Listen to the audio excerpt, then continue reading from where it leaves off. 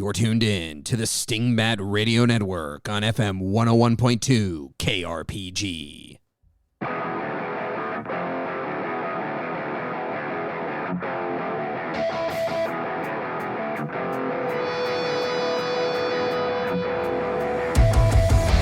Welcome to Dungeon Master Diaries, a podcast about Shatterdeck and other role-playing games, where two GMs talk about their recent experiences at the table and hopefully give you something useful that you can take to yours. On the show today, we discuss charisma.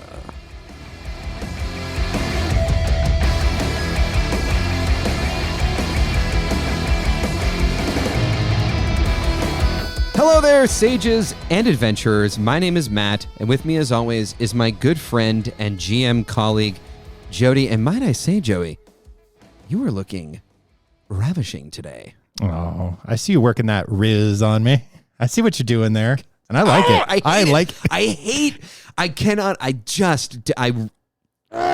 Dude, the number of times you say Rizz in this episode is going up by the moment. Well, is the number of years has been taken off my life. Anyways, if you can't tell, today's episode focuses on the charisma stats. So, Jody, why don't you take us to the table and tell us how we arrived at this topic for the show? Will do. So, if you've been listening for a little bit, you know I've been running these little micro campaigns. The most recent one was 4 sessions long. I set them in loosely Saltmarsh and the Sword Coast and some Neverwintery kind of Faerûni stuff. Now, this most recent one that I just wrapped up was based on the Enemy Within campaign, specifically the introductory sessions of Mistaken Identity and Shadows over Bogenhofen. In this game, using the Shadowdark rules, we were using the Witches class from Cursed Scroll number 1, and 2 of my players were playing Witches, the third playing a priest of a neutral god.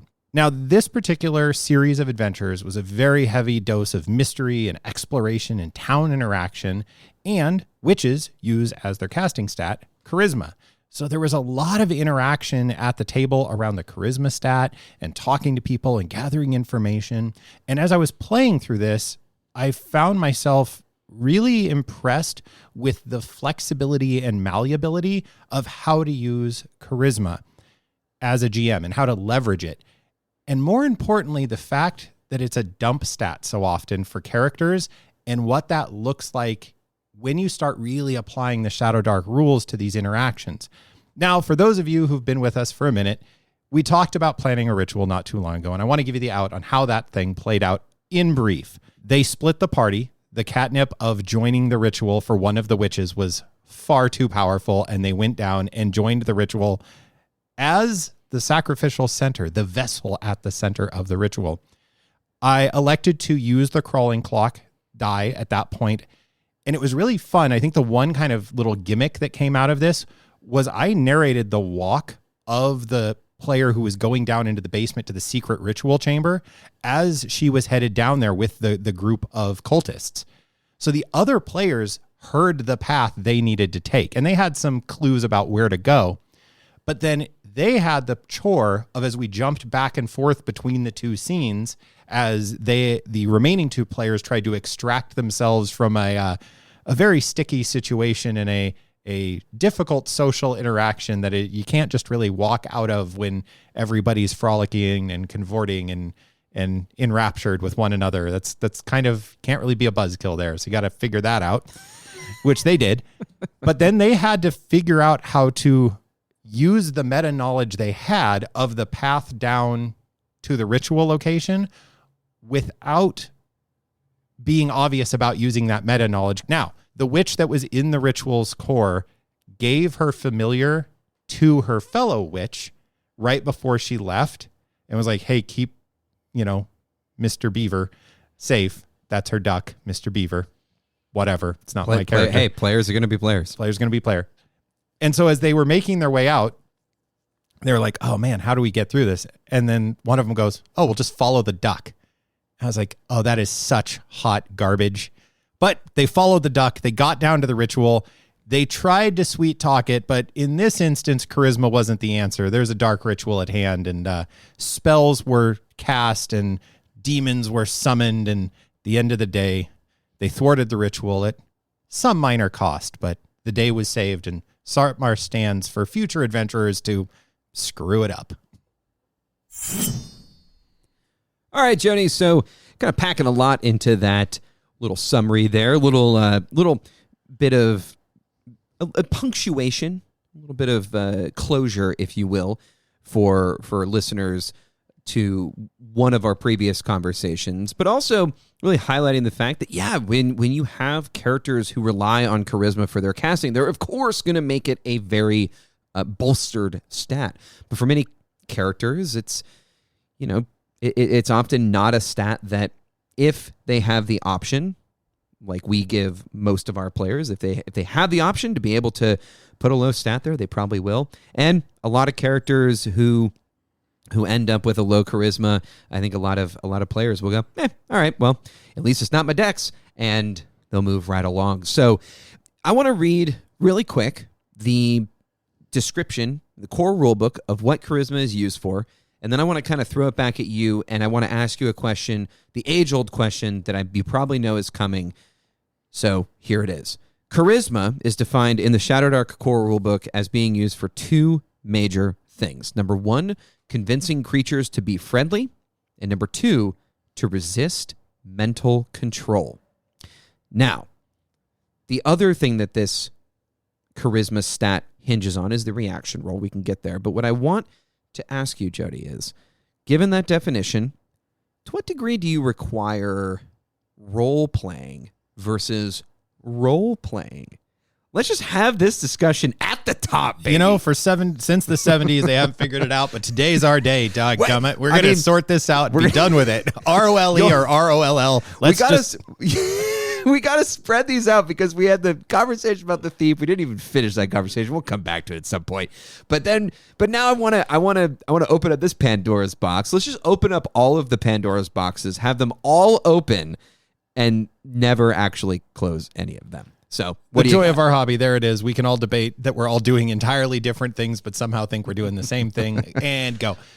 So here's what I'll say is, if a player is themselves a charming person, they have the gift of gab. I always go to this, and I'm going to get this out of the way up front. Joe, you can just say, I know you're talking about me. Yeah, it is. It is definitely that. And that's Matt's just charming. He's handsome. He's kind-hearted. People who listen to the show know this. They know. He has a face. I mean, what else do you want from a human? Hey, there's a reason we do a radio program, Jody. Faces for radio. There we are. That's the issue, right? Is what if I can just sweet talk my way out of it? And that's the core of the thing. And I always go to this point of, I was fortunate enough to grow up with two older brothers who are very different from me, and I genuinely love that. My middle brother has a freakishly high charisma. He is both obnoxiously good looking and used to model and things. It's annoying. And he's intensely likable. And he's a really good salesman. And he's a really earnest dude. It's annoying. It's frustrating. It is what it is.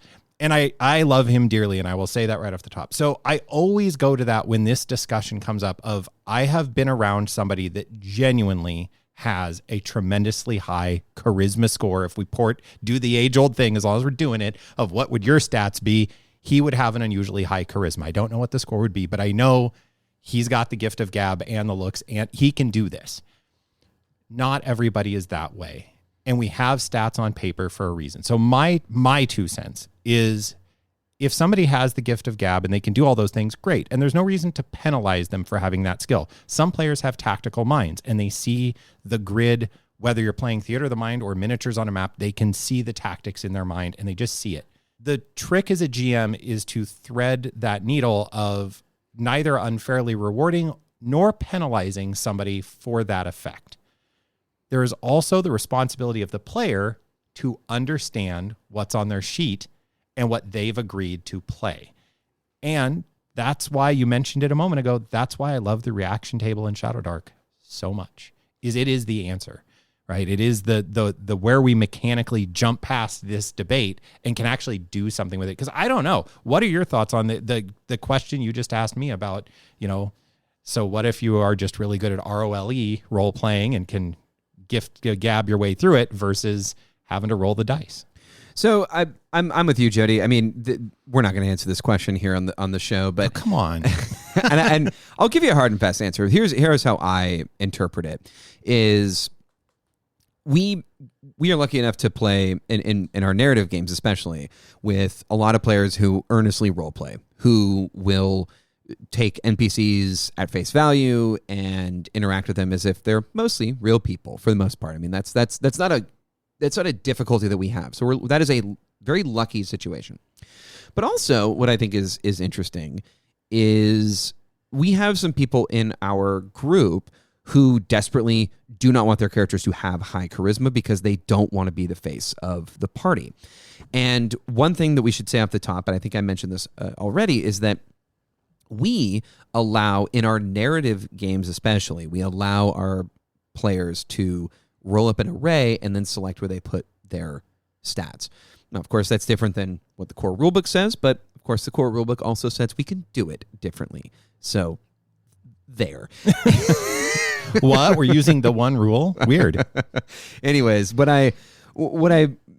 all of that is to say that we have kind of gotten around this concern by giving players choice. Now, I can see if you're rolling 3d6 down the line and you get smacked with an 18 charisma character and you yourself do not feel comfortable ROLE playing in terms of being the face, that can be a difficult situation. And if that happened, I would, of course, treat the real world situation with the, tact that it needs and allow maybe a little bit more of that role ROLL playing. I think where this gets the crux of the problem is you meet the guard at the gate of the city. The guard is like, hey, it costs a gold piece to get in. And, all the players are like, can I roll charisma to not pay the guy? Right. I mean, that's kind of, I think, the classic setup, right? A lived situation for one of your Saltmarsh games. And I, Jody, would like to say, I'd like to go on record as being the guy who's like, no. I was trying to get all the players to just be like, it's a guard, pay the guy, he hates his job. Mm-hmm. But, of course, players are going to be players.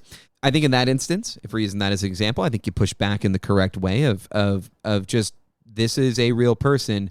His entire job is to get you to pay the fee to come into the city. You can't get around it with a roll.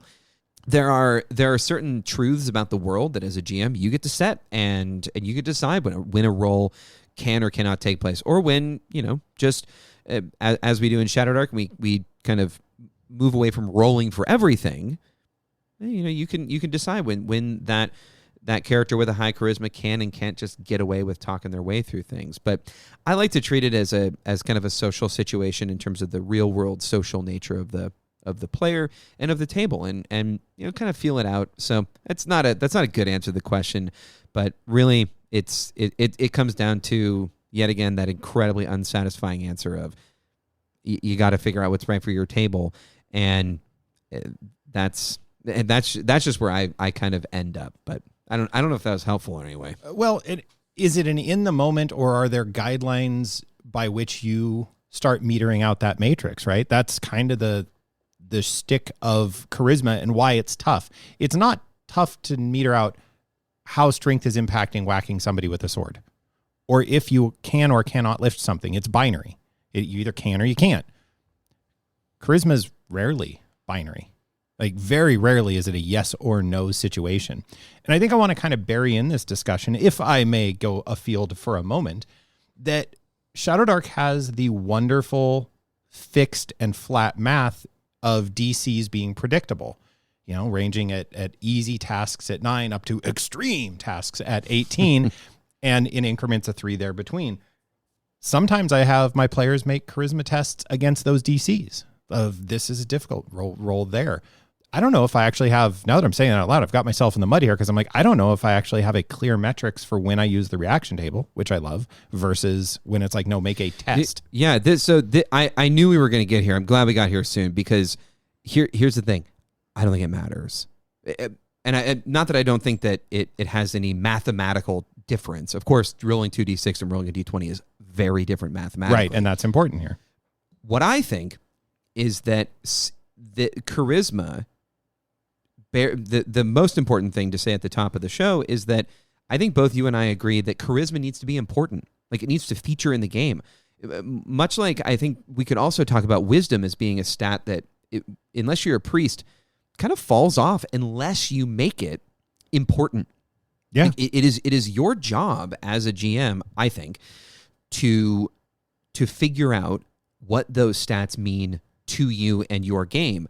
But we don't like to kind of make dictatorial decrees here, but I do think that there is some onus on GMs to make individual stats important and to make sure that there is some amount of parity between, stats like strength and stats like charisma. I don't think in every single situation, dungeon crawling in particular, that charisma is going to be as important as strength.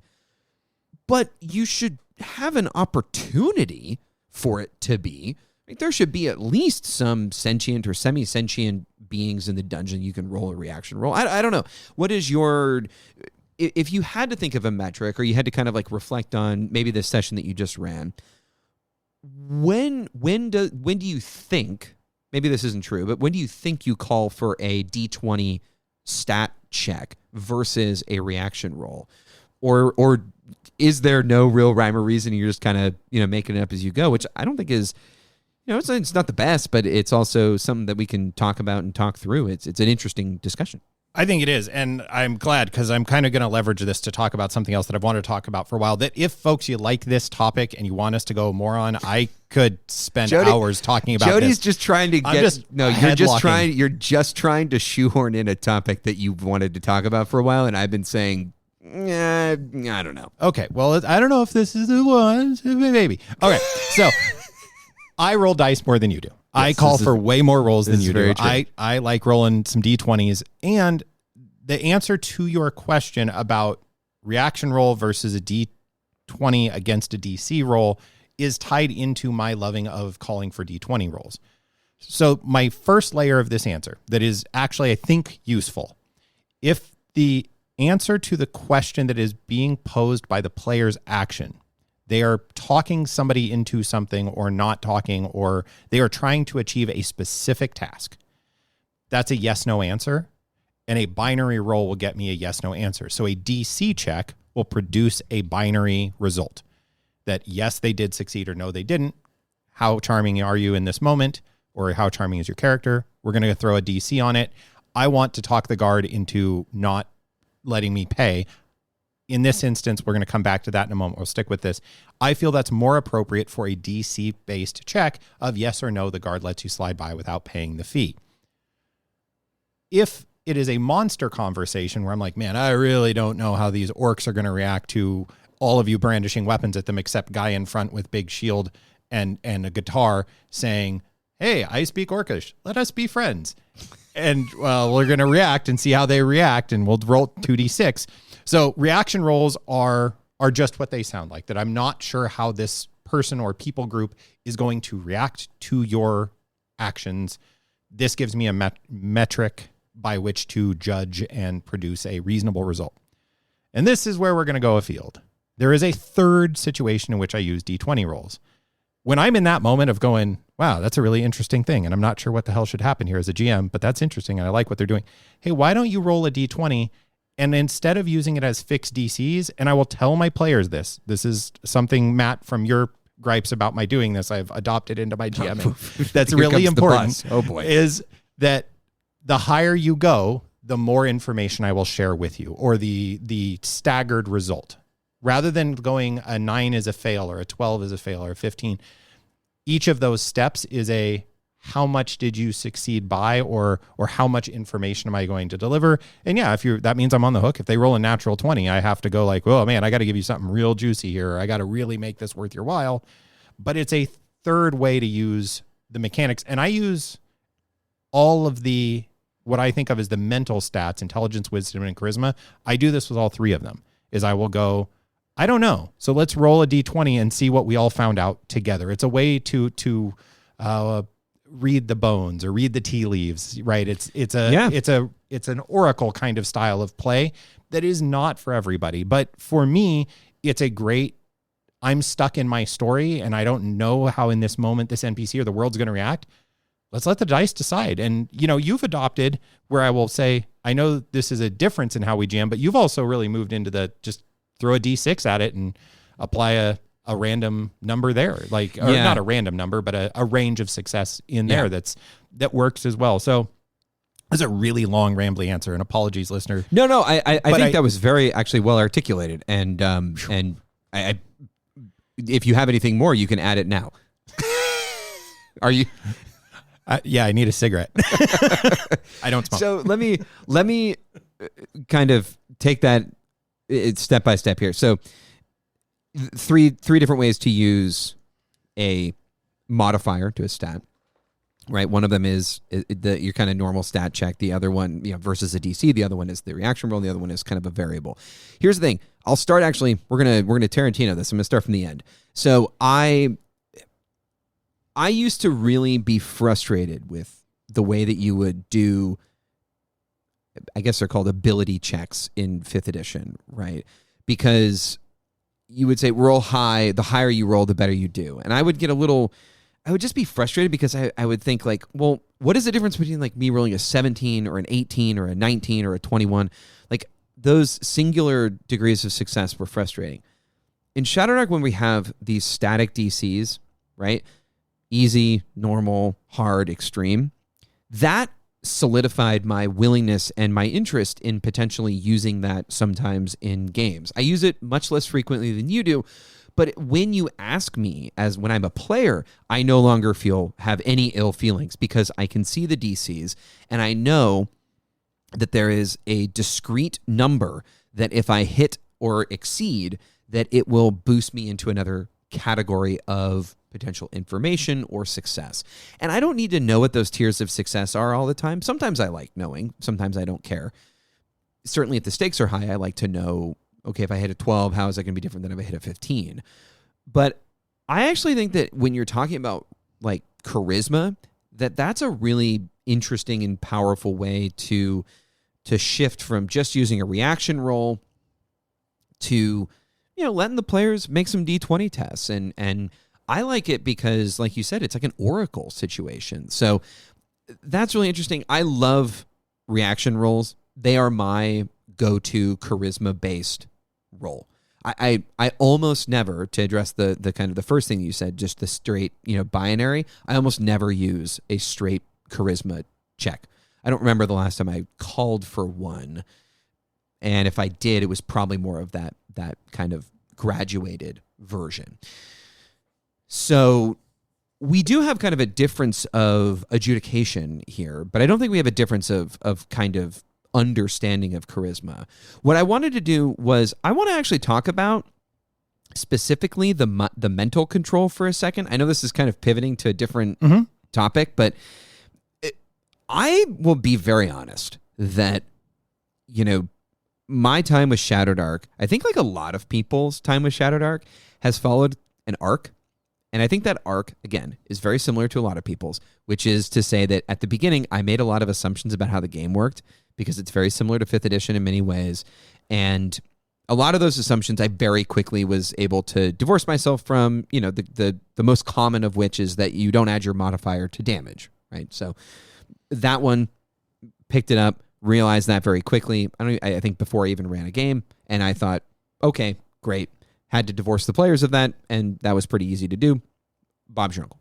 So, charisma, though, it took me a long time to realize that charisma was the stat that in Shadowdark is specifically called out as resisting mental control, because wisdom is often that stat in 5th edition. Right. And so I had been commonly using wisdom, and I still kind of go back and forth. I wanted to get your thoughts on that,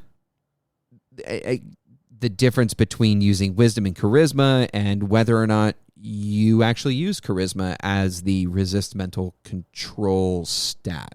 There's one of my takeaways from today. I was still living in that paradigm you talked about, and I agree with this. I think that there's a really healthy arc of learning that is I just dive in and do a thing, and then I reflect on my process. And the other option I think a lot of people take in learning Shadowdark is scripture of book rules as written and try to cleave as closely to exactly what's written there. And for those folks, congratulations, you probably did bypass this. I was still living under that kind of weird, use wisdom as the like spell save DC thing. Definitely won't be anymore because I actually prefer charisma to be that my headcanon has always been I wanted charisma to. So now that I see something in the book, I'm like, well, great. I don't have to feel weird about that anymore. The more you know. The more, there it is. Stars shooting across the look sky. Look at us. Look at us learning stuff. I am also, now that I'm looking, let's talk about wisdom very briefly and get back to charisma. Wisdom says cast priest spells. Gotcha. Detect the hidden. Interesting. Recognize omens. And it's important for priests. See earlier note about priest spells. Yeah, 100%. And I'd use the snot out of it for 2 of those 3 things. The detect hidden and recognize omens. Yeah, to hell if we're letting priests cast spells. I mean, I guess they can, but like everybody can do those other ones to the point that one of our players has labeled it as I'm going to vibe check. And it's that detect. I want to feel what's going on in this room. Can I suss out that there's something weird? And so, no, I mean, long story short, I don't use charisma that way, but I will be going forward because it's a limited definition, but it's force of will. That your charm allows you to maintain a presence in a complicated space that others can't maintain. So the fact that like if somebody throws a fairy spell on you and pixies are pixie dusting your eyes, somebody with a really powerful force of will would resist this. Additionally, and this is really core to why I love Shadow Dark so much, that reinforces a very common fantasy trope, right? That who is the person that isn't affected by the spell? Who is the person that's able to see through the fairy glamour? Who is the person it's never the big hulking barbarian, the meathead. They're not the one. It's somebody who's a little more nuanced and thoughtful. It's somebody who's a little more charming, is able to see through that stuff and maintain truth. And I think that's a really cool feature that I'm thrilled you just pointed out. So one thing that is interesting is, and this connects with wisdom and charisma, is there is a paradox sometimes in Shadow Dark where stats represent things, right? So wisdom, I want to use detect the hidden. And so there's an analog for 5th edition, which would be like a perception check or an investigation check, which are skill checks, which don't exist in Shadow Dark and actually are kind of anathema to the system in that if characters look in a place, they will find the thing that is hidden there. No need to make a check to find it. So I've always found the detect the hidden very interesting in that because I don't really use wisdom for a vibe check. What I will use it for is I will use it for if somebody says I stand guard at the door, I will have them make a wisdom check and I will potentially use that to determine whether or not they are able, if something tries to sneak up, I will use that potentially to see if they were able to detect someone who is trying to stay hidden, for instance. That said, to bring it back to charisma, resisting mental control is interesting because in Shadow Dark, spells do not have saves, right? They have to cast or spell casting rolls. Now, to a certain degree, some of them do in some ways. Right. You're rolling against the casting check for a small handful. A small handful. What are your thoughts on that paradox? I really do think that there's something here that is, and we're getting a little bit far afield from talking just about charisma, but I think that discussion we just had is illustrative of a larger discussion or issue that I don't really have an answer to, which is this, like, how do you adjudicate detecting the hidden or resisting mental control when Shadow Dark really tries to eschew a lot of stat checks and rolls for those sorts of things, which I know you don't do, but I'm talking more philosophically and from the kind of the ethos of the system. Yeah, I think that's a great GM, like, you got to come to peace within yourself on this. Find the answer within yourself, which is the universally lousy answer of the internet of, like, we'll do what you want at your table. So I'm going to try and get better. Strength, dexterity, and constitution are relatively easy because they all exist in a binary state. You have or you don't have hit points. You are not poisoned. Constitution. You have AC. You are not hit. You do or do not climb the thing. Strength, you lift the heavy thing or you whack somebody with your sword. You do or do not. It's a lot of binary. intelligence, wisdom, charisma, we're all living in these worlds of gray. And I think of them, charisma is the most gray because it's social interaction, which, there are entire fields of study trying to make any sense of us as weird animals doing that very social mambo we do. So the thing that jumps out to me about the detect hidden or resist mental control is actually tied into this session I ran about a week ago. There was an environmental effect of you go into where this ritual is happening. Okay. And as the ritual, you walk into this space where they are trucking along through this ritual and it's very scripted and we're hitting specific beats. And I'm raising a DC of a charisma test because the environment of the room is such that you need to maintain, not resist mental control, but maintain your own mental control was my thinking at the time was, are you overcome by visions of this? The fun part for the player in question in this moment was they passed and I said, cool, you can see this thing in your mind and described it. Do you go there or do you stay away? And interesting. So they, again, it wasn't about resisting it. It was about having control of themselves. And I was using charisma by dumb luck, will own, that I just happened to be using charisma. I also, because running for two witches at the same time and a priest who actively and awarely dump statted their charisma and played the wheels off of it. It was amazing to watch this priest who basically just growled and grunted at people for 4 sessions. And then would talk to the party members normally and then go back to growling and grunting at every NPC. It was fantastic. But yeah, when I'd been calling for so much charisma that when they got there, I was like, no, this is a charm thing. Are you able to be charmed? Are you not charming? So in those senses of the environment is doing something, much like you could argue the sneaking person. Yeah, there's somebody sneaking up on you, but that's an environmental effect. You can just set a DC for that, right? Like you can just go, it's a goblin. Goblins are super sneaky. It's hard. If there's goblins sneaking up on you, the wisdom check's hard. This is all the fun little, for me as a GM, this kind of interplay in the moment on the fly is fun. What I've learned from GMing and playing with you is how do you make this transparent? Like how are you articulating this to your players so that they know what you're asking for? Because I thought your feedback when we used to play 5e of like, man, it feels arbitrary when you're using these scaled tests. That's what I think of them as. Is the better you do, the better you'll get. Not only did Shadow Dart give me the easy, normal, etc., to give you a matrix, I also started calling out, hey, you're going to roll a d20 here and you're making an intelligence or a charisma check. There's no penalty. Like even if you roll a 1, nothing bad's going to happen. We're just going to find out what happens together, and started saying that before the roll. Yeah. So it's that sense. That's a really powerful frame. Like you can't fail this. Like I think the way that you sometimes phrase it, Jody, is you would know something about this. Mm-hmm. There is, and I think this is, I was kind of fishing for this. So I'm glad you fumbled onto it. No, I'm glad you ended up getting here, because what I was hoping you'd get to is this, because what I have found very powerful when I'm on the receiving end of this frame is you are doing the thing that Shadowdark expects you to do, which is the wizard says, hey, do I know anything about this magical, this tome we just found? Well, of course they do. They're a wizard. But what you will do is you'll say, look, yeah, I'm going to give you the baseline, but let's roll to find out if you know a lot about necromancy or whatever. And then we can find something else out about the character. And so I have always, that's the way that you've kind of framed it. And I think it's just really for the kind of game that you run and for the kind of game I know to expect as a player at your table, it's a really great framing. And I think for GMs who like that kind of roll D20s and get players rolling dice a lot, it's a really cool frame. So I just wanted to call that out.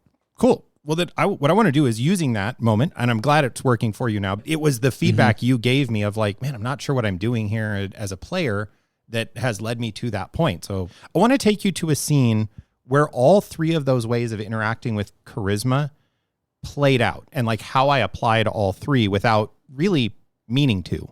Because as the joy of this show is that I have to formulate my thoughts rather than just winging it at the table and have something to say. So and I want to kind of go through each beat and just kind of see how they land for you. If you're like, oh, okay, yeah, that I understand why you would adjudicate that way, or like, oh, but why bother or whatever? Because that's usually how I see the difference in our interpretation. Is you're like, why'd you bother with the roll?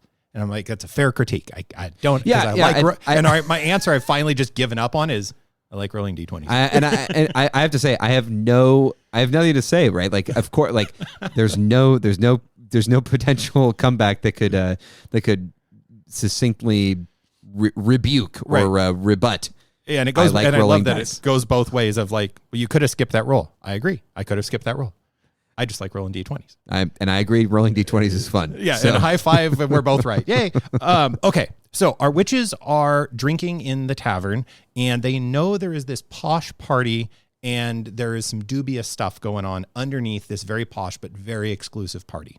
The witches are just working the crowd, and they're just being in the tavern, having a lovely tavern scene. And one of them says, hey, I'd like to just kind of walk around and be social, but I am specifically listening for people talking about that party.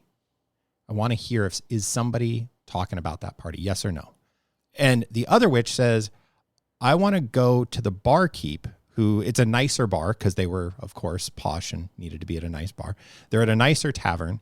And I'm going to go start working with the barkeep, and I'm going to kind of sweet talk the bartender, and I'm going to actually help a little bit and see if I can get behind the bar. So the one who is just cruising around the room, I did call for a wisdom check. Makes sense. And I said it's hard because what you're looking for is a wisdom check to see not only is there somebody who's talking about this hyper exclusive party, and there's lots of people talking about it, but what you want is an angle to get in. And that's something that wouldn't just be like willy-nilly talked about. So we're going to make a hard check and see what it is. They cast their dice, they roll a nat 20. Yep, apparently it's pretty easy. The other person who's working behind the bar counter and getting drinks for people and gets in good with the bartender starts asking about who are the people in the tavern that are associated with the posh party, because that person would have much more intricate knowledge. Okay, I don't know. I don't. That's an I don't know moment. You're pretty dang charming. You're not going to screw this up.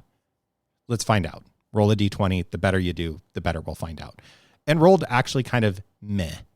And so I went, the person that your colleague is talking to is the person that's pointed out. So I just used it to confirm, hey, this person you're talking to isn't full of crap. They actually know their stuff. So that was the first one of applying a charisma roll that was a scale versus a fixed DC. Anything jump out as like, I wouldn't have bothered, or would have handled that differently? Well, actually, so yeah, the way here's the way I would have handled it. I would have, and this reveals something about what I enjoy as a GM, right? Like I would have just skipped to you have a high charisma, and I'm not going to make you make a wisdom check because I know there are people in here who are probably talking about this party. I would have skipped straight to you find somebody who's talking about the party. Yeah, no need to roll. You find somebody who's talking about the party. The real question is, can you do a little bit of role playing, and then maybe I make a reaction roll to see how willing is this person to actually talk to you. And I would have skipped to a scene in which there was a back and forth. Maybe it was a quick scene, maybe it wasn't. As far as the bartender is concerned, I would have probably also made a reaction roll to see if the bartender was willing to engage. Maybe would have thrown advantage at it, or re-rolled one of the re-rolled a 1, right? Mm-hmm. Or some given it some sort of zhuzh, right? But we can all quietly put our thumb on the scales when we need to, right? And you can think of a lot of reasons to do that. You're an incredibly charming person. Maybe the player adds a little seasoning to their description that you're like, oh, okay. But yeah, maybe your background is you're a bartender. Beautiful. So there you go. I tend to use reaction rolls because I like the bell curve math, mm-hmm. and I think personally, just for my style, it helps me because I mean, certainly doesn't always end up like this, but most of the time you're going to roll a 6 to an 8. And if you can kind of do a little bit of back of the envelope math, you can kind of hedge a little bit. And I don't mean that you're trying to hedge in either direction. What I mean is I can basically know, do I need to prepare for this roll to fail or not? And I find it much easier to use the reaction rolls to role play a scene with an NPC. I can see why you did what you did, but my question is to you, like, are there any points, because this is often the critique of using skill checks or stat checks to determine whether or not you find something or whatever. Were there any places in there where there were cul-de-sacs, or did they need this information to go forward? Because if they would have failed that wisdom check, what could that character have done was that just basically end of the line, you don't see anybody, you got to go do something else? For that, so there's two things. Yes, the short answer is yeah, it would have been like, okay, you're going to have to try a new tact. It doesn't look like you're able to work the crowd to produce tickets or an angle to getting tickets to this party. So yeah, it effectively would have been like, and now reroute, which is, I think, one of those skills that in our wider collective play group is one that not a ton of people have as players. I find that interesting, that they'll kind of, and that's a world over player problem, is players are like, well, I'm going to do this. And it's like, okay, that didn't work. Well, then there's nothing else I could do. You've literally tried nothing else. Like try anything else and we'll see if that works. So that may have been an issue, but this group, I think, had enough information about the town and NPCs that they'd already interacted with, that they knew they could have avenued. Funny enough, this was like the lowest hanging fruit of, well, we're in the room now, let's just see if something works here. But then there was talk of like, oh, we can go out to the big party that's going on at the festival outside, or we can literally just go try and sweet talk the guards, or we know they're a little corrupt, maybe we can bribe them or sweet talk them. So there were other avenues that I think they would have tried. The dice told the story of, no, they actually just like charm the crap out of these people and they just get tickets. So yay. Yeah, that was kind of the high level version of that. Is it was a cul-de-sac, but it wasn't the only answer. Yeah. In my head, and I guess that's what I try to use as a GM, is if I'm in a situation where I'm going, they need to do blank, that's a problem. If in my head I'm going, they need to do blank, then I need to start saying yes to whatever they're trying, because I'm railroading them effectively. So in my own head, if I start only having one answer, well, then I'm asking them to guess the right answer, and that's no good.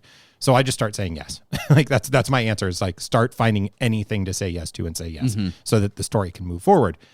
The other kind of interesting criteria in there, though, that I think is revealed is this conversation, all of this happened in third person narration.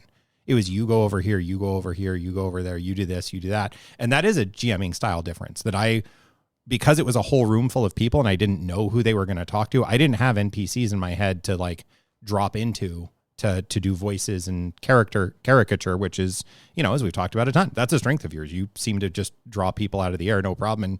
And you're able to hang on to them and come back to them. And if I do that, they go away like farts in the wind as soon as they leave my head, that they're just gone. It's amazing to me how many dang NPCs I have. This happens to every GM, right? You just make an NPC in the moment. The players are like, this guy's going to be our friend for 2 years. Yeah. And you're like, okay. Yep. Yeah. It was strangely trying to avoid that in this particular session, because I was like, oh, they're going to be investigating and they're going to be talking to everybody, and I need them to talk to everybody. So I was also kind of intentionally staying zoomed out. Oh, interesting. Like push them to like, just because of the nature of the scenario. Yeah. That like, hey, I know you need to see, I need you to see the town, so I can't get bogged down in a little tiny conversation as much as Jody working on his pacing. Yep. That's interesting. That's an interesting. Let's actually. I want to stay on this third person thing, because you and I love a first person scene. I love an in character scene. As a player, I do too. There are a lot of benefits to third person, and one of the things that third person allows for is just really good pacing. You can kind of accordion the scene, and you don't feel like you have to say every word that the NPC would say, or that the characters have to say every word that they would say. But this gets back to the role versus role playing question. And I think the third person element is where we see it kind of rear its ugly head. I can kind of already see the answer to this or hear the answer to this. Was the reason that you were comfortable with that because you knew that the players, if you called for it or if the scene necessitated it, that they would totally play ball with doing an in-character scene and talking through it? Is that why you were comfortable with it? Was it mostly a pacing thing? Because I know that the problem with the I roll to make the guard let me in for free, I think the problem that a lot of people have with that is that there's no investment and the player didn't do anything. The die just allowed them to do this thing, and there was no investment. And I think that that's where that conversation comes from. Like, what made you comfortable with allowing natural 20 you get into the party, even though it doesn't seem to me like there was a whole lot of quote unquote work done on the part of the player? So once they established, hey, these people have a line to how to get in, that they have the information that there's an unclaimed ticket or there's an open vacancy and somebody isn't appearing, and how do we make that happen, and how do you get to the right person to get the ticket? At that point, I did kind of zoom in a little bit and go, hey, player, okay, so I understand what you want. This is pretty high level. Like, you are really asking for the moon right now. And tell me about what you're doing here, because, we're not first personing it. And other than I think I did a couple lines as like a drunk person. But so I don't know if that actually answered any of your question, but that was, the matrix by which it was approached. And yeah, it was a pacing thing just because it's a massive festival in this scenario with tons and tons of people there. And I was like, I know a couple of the people, but I can't know every single person.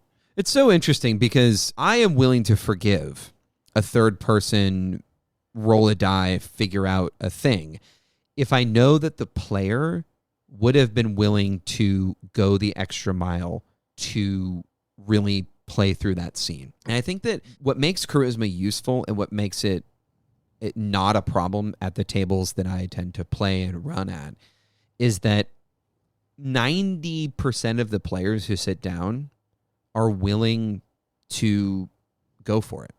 And some of that is because we've been playing together for a long time, and some of it is just because they're hams. And they have a GM who makes that a very safe space because nobody's hamming it up more than you. Nobody looks dumber than me.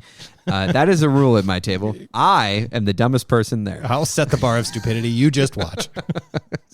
I don't know if that actually is helpful, but that's kind of where I come from. Is if I know that the players aren't trying to skip past stuff, and I know that they're earnestly trying to solve the problem, I am more willing to forgive a roll to skip some content and to skip some conversation and to skip even some planning of a problem. We're not even talking about charisma even. Like, I'm willing to skip it in certain moments where pacing would be hurt by a protracted conversation about like how to open this door. Right? If we've already had that conversation and the players have already solved the problem, why do I need to make them have the conversation again? I feel the same way about charisma sometimes. Well, and that brings us to the other point, the other end of this spectrum. Okay, so you have not a player who's hesitant to talk and is using charisma to bypass their either hesitancy or lack of skill at communicating or just gamifying to get past it. What about when you have the player who loves to talk to NPCs and dump stats their charisma? To that end, the reaction table of the 2d6 roll ranging from hostile to friendly at a 12+, you generally prefer that mechanism to setting a DC and making a charisma roll. Yes. Okay. Is it because it so heavily weights charisma? Yeah. And I mean, because mathematically it's a huge boon to the charisma stat to use the reaction table. Yes. That is 100% why. It over-represents charisma. And also because I don't get to make reaction rolls very often. They don't happen very often. I think that's important. Why? Because, well, two things. First of all, I do use them for the purposes of random encounters and determining the reaction of people that they meet. But in terms of using them as a more kind of stat check, right? Like, how is your interaction with the shopkeeper going to go, kind of a thing, or whatever. What I like about them is that they give me a starting point for the conversation. But I think the thing that I should mention is you can pull yourself out of a bad reaction roll if you react to that NPC in a realistic way. If you then turn the conversation to a high charisma character, for instance, or you start to figure out like, oh, this particular NPC did not have a good reaction to me, and you start thinking about why, and then maybe you acquiesce to their request, and you start meeting them on their terms, and you don't start bullying them because you start saying, okay, well then what do you have to sell, right? They're going to be hostile, and then if you start treating them like an actual real person, then they'll just default back to what they would normally be. They're certainly not going to give you any favors, but they're not going to kick you out of their store immediately if they roll a hostile reaction. They're just going to be like, whoa, like either buy something or then get out, right? And so I like the nuance of it because it allows me to interpret the dice. But yes, that long-winded explanation is that it over represents the stat of charisma by making a +1 way more impactful on a 2d6 roll than it is on a d20 roll. Yeah, like I said, it's more than 3 times as valuable as a d20 roll. I think there's a really important piece in there, and I'm glad you kind of explained that the way you did, in that you mentioned the 0 to 6, okay, you get a hostile reaction. So the shopkeeper draws their sword, or in a Western Shadow Dark, pulls their shotgun from under the counter and says, reach for this guy and give me your money. You wouldn't go there right away, but it says they're hostile. They don't cut your throat or string you up or, call the guards immediately to their shop. Yeah. So I'm being facetious. Yeah, no. You're doing, in effect, we're doing the same thing of using these dice mechanics to create gray for a stat that lives in the gray, right? Yeah. That interpreting the reaction table. So frankly, I mean, as weird as it sounds, if I have all these, like, I do this and I do this other crazy thing and I do all this stuff because roll more dice, I would honestly say if somebody's a new GM, what you more or less just explained about the reaction table and then going, yeah, hostile doesn't have to mean I want your guts. I kill you now.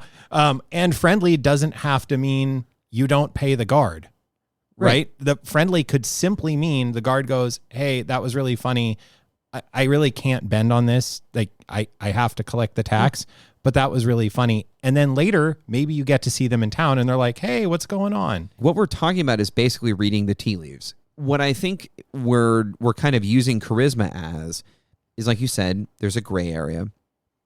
But for me, the reaction roll is much the same as rolling on a random encounter table when I'm prepping for a session, where it gives me a place to start and it gives me an answer to a question, and then I can let the scene play out organically, and I can always come back and give the player another reaction roll if I feel like they've potentially improved their odds, or another character comes and really does well. Then maybe I eschew the roll entirely, or maybe I make another one. But what I hear us talking about is genuinely very similar, but also is leveraging this stat for inspiration, for story inspiration, right? For understanding the world in a way that isn't just GM fiat, but adds a little bit to it. And the way that we do it is different, but ultimately, we're attempting to kind of figure out the same thing, which is to let the dice tell the story, and do so through the lens of the character's abilities, being fighters. And I think those soft stats, or the mental stats, really allow for this kind of game and world discovery. All right, so let's end the discussion there. We're going to hear from our sponsors. We'll come back and we will wrap the show up. Hey there, folks. Instead of our regularly scheduled sponsorship advertisement, we wanted to just plug the upcoming Arcane Library Kickstarter, which starts on March 11th. It's going to feature 3 brand new cursed scrolls to expand your Shadowdark game into the depths of the Shadowdark, into a city, and into a tropical jungle. From the information that's out there right now, it looks to be absolutely amazing. And we here at Dungeon Master Diaries are 100% going to be day one backers. So you can use the link in the show notes to sign up to get notified when the Kickstarter goes live. And we wish Kelsey and everybody at the Arcane Library success in this next chapter of this great game. All right, let's get back to the show. All right, everybody, let us bring this topic into the light with a few core takeaways. Jody, why don't you get us started? You know what? However you do it, roll, R-O-L-E, roll, R-O-L-L. There's no a right or wrong answer in this. And they're just tools in your toolkit. Talk through every scene in the first person or get it a high level and do it third person. It all works, but make them tools. You can use these and adapt them. And that's certainly something I'm working on and look forward to making future use of. Yeah, so my first core takeaway is this problem of charisma being an age-old discussion. I'm sure some people have disagreed with the way that we characterized it. And so I think that for GMs, it's important to figure out what charisma means to you. Is it the gift of gab? Is it good looks? Is it just is it a supernatural and kind of ephemeral thing? Whatever it means to you is important. And again, the whole figure out what it means to you and do what you want at your table isn't super great advice. But I do think that this is actually something that GMs should take a moment and think about and really ponder on. And of course, we're all going to change our minds throughout our GMing careers, but figuring out what charisma actually means to you it's an important thing to think about. I think that is 100% true, especially in light of our earlier conversation of intelligence, wisdom, and charisma. And that wisdom charisma thing was real interesting, real-time learning happening on air. Love it. And once you have figured that out, I'll get to my last point here, which is don't be afraid to read the tea leaves. Not everything has to be binary. Because you have called for a die roll, you don't have to live in a yes or no state. The reaction table makes this a concrete, non-binary state. There are 5 different possible reactions on this reaction table.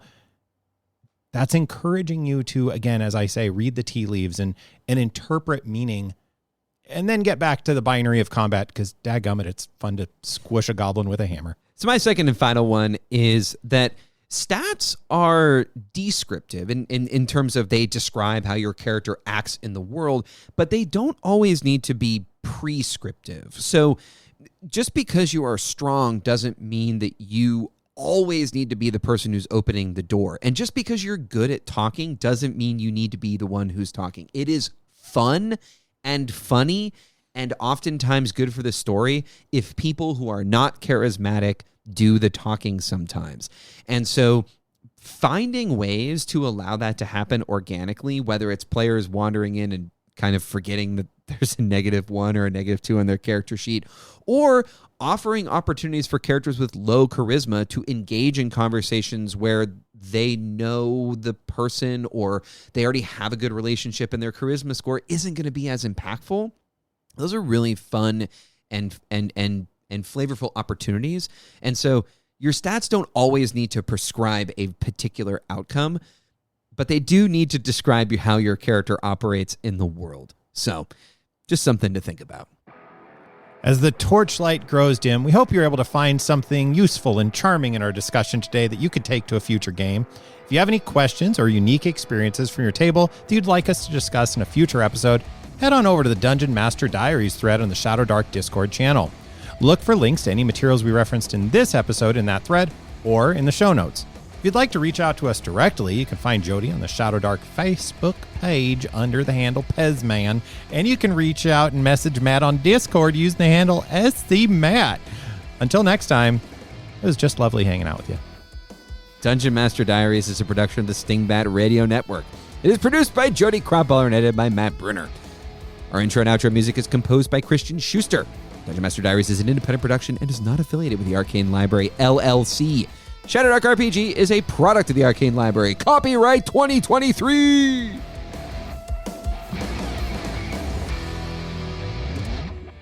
Rizz.